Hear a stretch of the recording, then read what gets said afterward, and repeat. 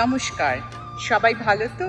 আমি মধু মোর্সটাউন new jersey থেকে তোমাদের সবার কাছে পৌঁছে গেছি।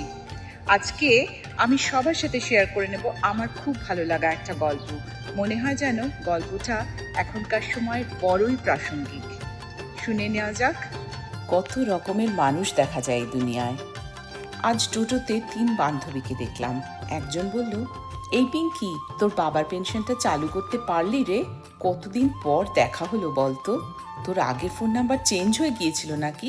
ফোনে তো পাইনি তোকে। কাকু মারা যাবার পর তোরা যেভাবে অগাধ জলে পড়েছিলিস, আমার খুব খারাপ লেগেছিল জানিস। কাকু তো কিছু জমিও যায়নি সেভাবে, তুইও তো বলেছিলিস সে কথা। বাড়িটা করতেই সব খরচ হয়ে গিয়েছিল, তাই বলেছিলি না? পাশ থেকে আরেকটা মেয়ে বলল, হ্যাঁ রে পিঙ্কি, সত্যি খুব খুব খারাপ হয়েছিল রে। যখন শুনলাম তুই মাস্টার্স কমপ্লিট করবি না, তখন কি কষ্ট হয়েছিল, কেঁদে ফেলেছিলাম আমি। আসলে কি বলতো, তোদের বাড়ি যাবো যাবো করেছিলাম, কিন্তু আর যাওয়া হয়ে ওঠেনি। তোরা এখন কেমন আছিস রে? কাকিমা শরীর ঠিক আছে? উফ, কতদিন পর তোকে দেখলাম, কি যে ভালো লাগছে। পিঙ্কি নামক মেয়েটা বলল, জানি তো তোরা আমায় কত ভালোবাসতিস। বাবা এমন আচমকা চলে যাওয়ায় আমারই আর কারোর সঙ্গে যোগাযোগ রাখা সম্ভব হলো না রে। আগের ফোনটা তো নষ্ট হয়ে গিয়েছিল, সব নাম্বার হাওয়া।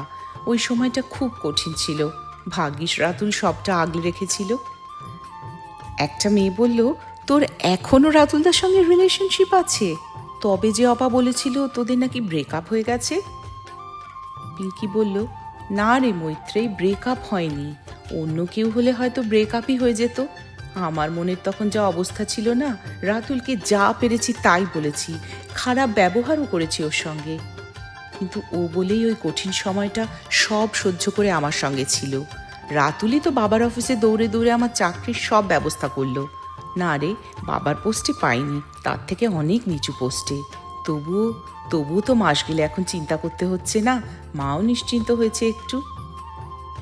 এই শোন না, দেখ, যখন ভগবান দেখা করিয়েই দিলেন আচমকা, তখন তোদের ফোন নাম্বারগুলো দে। 6 মাস পর জানিস আমার আর রাতুলের বিয়ে, তোদের কিন্তু আসতে হবে। পিঙ্কি নেমে গেল হাসি মুখে। পিঙ্কি শুনতেও পেল না তার দুঃখে কাতর তার 2 বান্ধবীর পরবর্তী আলোচনাটা।